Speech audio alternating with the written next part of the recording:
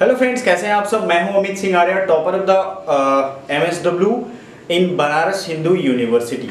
प्यारे दोस्तों, अभी तक हमने अपने चैनल CUET पॉइंट पे आपको एक एक इंपॉर्टेंट इंफॉर्मेशन दिया है, लाइक बनारस हिंदू यूनिवर्सिटी के बारे में, complete admission, how to crack, TISS NET cancel हो चुका है, आपको ये भी जानकारी हमने दी थी। और अगला आप अगर देखोगे DU MSW के बारे में भी हमने CUET पॉइंट चैनल पे आपको अपडेटेड इंफॉर्मेशन दिया है।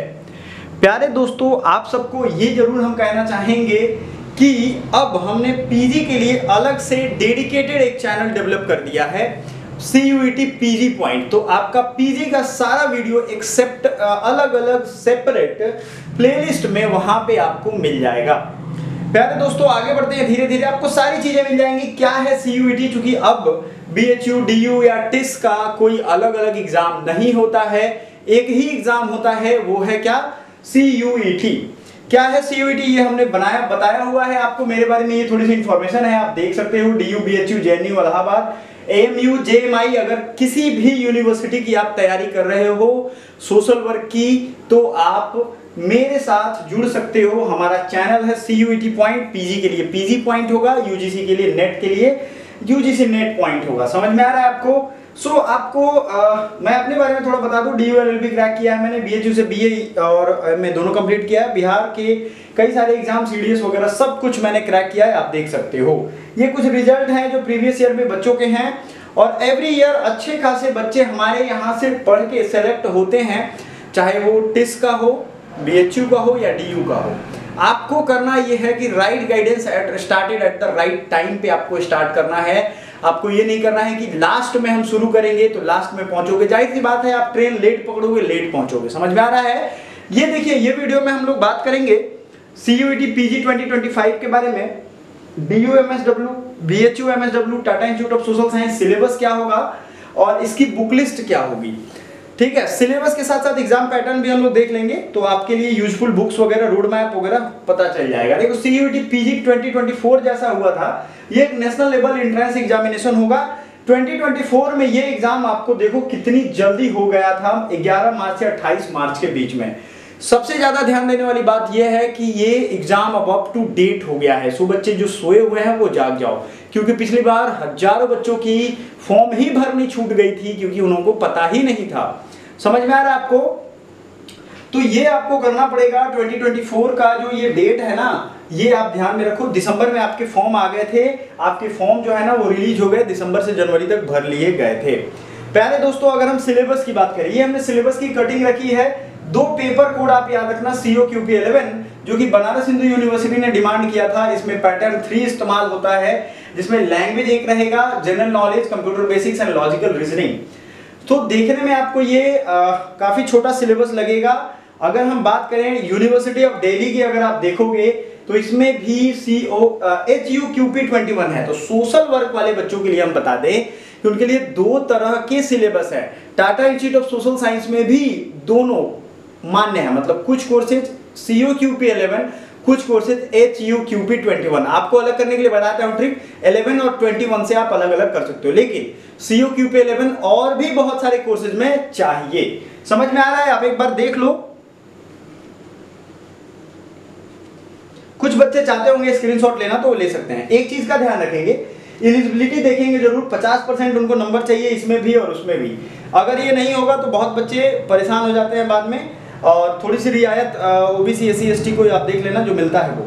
अगर हम लोग सोशल वर्क में HUQP 21 की बात करें, इस बार 75 क्वेश्चन का एग्जाम हुआ था, जिसमें ये सिलेबस है जो DU डिमांड कर दिया, आपको मैंने अभी दिखाया है।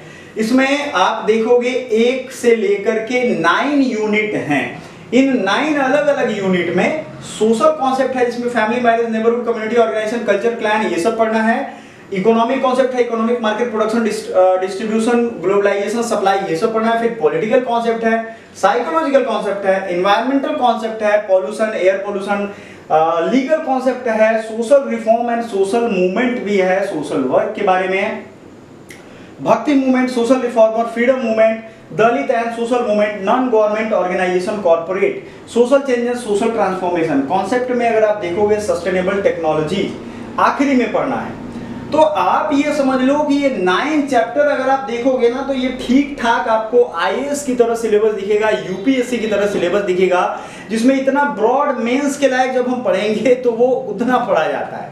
लेकिन एक तरीके से अगर आप पढ़ोगे तो ये सिलेबस को कवर कर पाओगे। वीडियो में बने रहो, मैं आपको बताऊंगा कैसे कवर करना है। बात समझ में आ रही है ना। और ये पैटर्न 3 तो दोनों सिलेबस को थोड़ा ऑफिशियली मैं आपको डॉक्यूमेंट में दिखा देता हूं ताकि आपके दिमाग में कोई कंफ्यूजन ना रहे। ये सिलेबस आप देख लो, HUQP 21 है इस बार का। इसमें यूनिट 1 से लेकर के मैंने आपको दिखाया था यूनिट 9 तक है, ये तो आपने देख लिया है। आपको देखने की जरूरत ये है LLB का सिलेबस जो है COQP 11 का। इसमें डिटेल सिलेबस आप देख सकते हो, इसमें बहुत ब्रॉड सिलेबस है क्योंकि इंग्लिश या हिंदी लैंग्वेज में से आपको एक चूज करना पड़ेगा। तो आपने मान लो इंग्लिश चूज किया तो ग्रामर, यूजेज, एरर, जैम्बल्ड पारा, sentence correction, sentence improvement, reading comprehension, paragraph, one word substitution, synonym, antonym, idiom, phrase, कुल मिला के इंग्लिश SSC का जो सिलेबस है वो यहाँ है। आपको संभल के थोड़ा आगे बढ़ोगे जैसे ही आप, तो हिंदी में भी हिंदी वाले बच्चे ये कर सकते हैं। याद रखिएगा COQP 11 BHU और Tata institute of social science ने डिमांड किया था 24 में, ठीक है। तो आगे भी उनका ये पेपर कोड आपको ध्यान रखना है। जनरल नॉलेज या अवेयरनेस की हम बात करें, आप अगर स्क्रीनशॉट लेना चाहो तो ले सकते हो। वैसे हमारा टेलीग्राम या व्हाट्सएप ग्रुप जो भी आपको ज्वाइन, डिस्क्रिप्शन में लिंक मन करे कर सकते हो। Literature, history, Indian constitution, personality, sports, national and international economy, economics, science, polity, legal awareness, trade awareness, geography, culture की अगर हम बात करें तो इतना सारा कुछ, इसमें कुछ करंट अफेयर्स के पार्ट हैं, आप ध्यान से देखोगे तो वो हम करवाएंगे क्योंकि इसके करंट अफेयर्स के जो टाइप है ना वो इसी के तरीके से पूछे जाते हैं। समझ में आ रहा है आपको। तो ये करंट अफेयर्स हम आपको करवा देंगे, आपको टेंशन नहीं लेना है। या इसके साथ पॉलिटी हुआ, लीगल जो भी होगा ये हम आपको पढ़ाएंगे। ये सिलेबस आप चाहो तो खुद से कर सकते हो। कंप्यूटर के बारे में इतना बड़ा सिलेबस है, ब्रॉड है, आपको कंप्यूटर इतने सिलेबस में से करके आना है। जनरल एप्टीट्यूड एंड रीजनिंग की बात हम करें जो COQP 11 का पेपर कोड है, तो देखो clock, calendar, average, simplification, problem on age, number या ट्रेन, सीधा एक लाइन में लिख दिया ऐसा जैसे कि ये बहुत छोटा चैप्टर है। 3 चैप्टर है ये, problem and age, number and train, LCM, HCF, percentage, profit loss, partnership, compound interest, ratio proportion, simple interest, time and work, pipe and system, time and distance, stock and share, discount, bankers discount, geometry. मतलब ये SSC को भी syllabus इन्होंने पार कर दिया है। Math, reasoning की अगर हम बात करें, permutation, combination, mixture, alligation, area, volume, surface area, सब कुछ लिख दिया है। ये पूछ भी देते हैं, इनकी कोई गारंटी नहीं है। NTA के साथ ये कॉमन चीज है। क्योंकि PG का एक एग्जाम है तो इनका ये मानना है कि PG वाले बच्चे तो कंपटीशन दे ही रहे हैं तो वो आराम से इसको फेस कर सकते हैं। ठीक है, समझ में आ रहा है आपको। चलो बच्चों आगे बढ़ते हैं।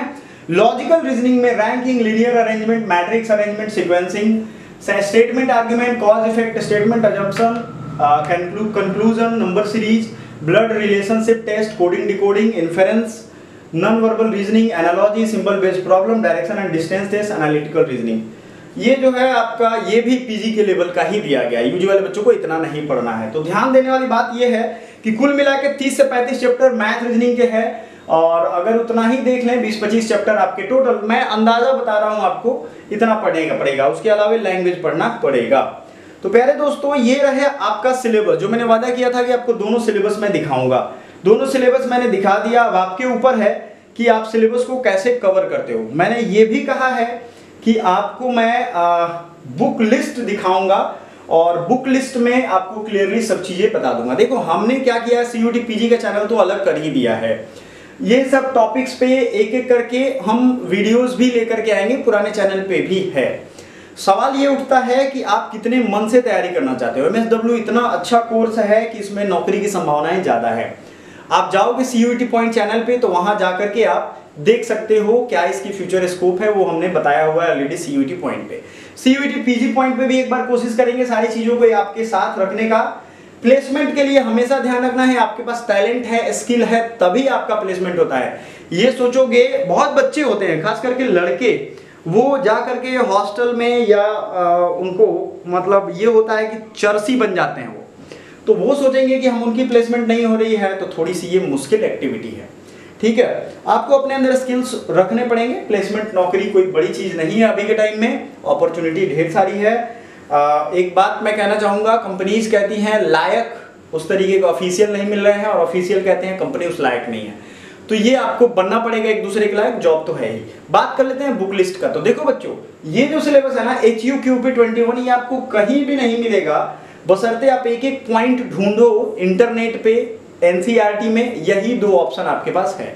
तो इसका फुल फ्लेज कोर्स है। अगर आप सिर्फ ये पेपर पढ़ना चाहोगे तो आप हमारा एप्लीकेशन एकेडमी पॉइंट है, जो कि लिंक होगा डिस्क्रिप्शन में, या आप गूगल प्ले स्टोर पे भी एकेडमी पॉइंट डाउनलोड कर सकते हो।